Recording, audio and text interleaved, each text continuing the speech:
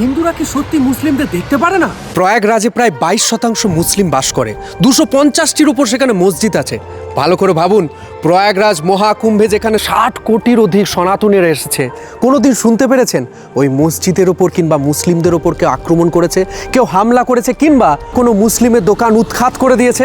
গর্বের সাথে বলতে পারি 45 দিন ধরে চলা এই মহাকুম্ভে কোনো মুসলিম যে নামাজ পড়তে পারেনি, কিংবা মসজিদে নামাজ হয়নি, কিংবা কোনো মুসলিম ভাই ফ্রিলি ঘুরতে পারেনি, কিংবা কোনো মুসলিম মহাকুম্ভে কোনো দোকান দিতে পারেনি, এরকমটা একটা ঘটনা আপনারা দেখাতে পারবেন না। কোনো প্রমাণ পর্যন্ত দেখাতে পারবেন না, এমনকি কোনো লোকমুখেও সমস্ত ঘটনা শুনতে পাবেন না।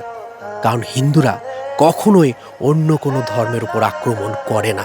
আমাদের ধর্ম আমাদের শেখায় দুষ্টের দমন, শিষ্টের পালন। আমাদের ধর্ম আমাদেরকে শেখায় নিজের ধর্মকে তুমি পালন করো এবং অন্য ধর্মকে তুমি সম্মান করো। তার জন্য আপনারা কোনো দিনই শুনবেন না যে মহাকুম্ভে কোনো মুসলিমদের সাথে কোনো খারাপ কেউ করেছে সনাতনী হিন্দুরা।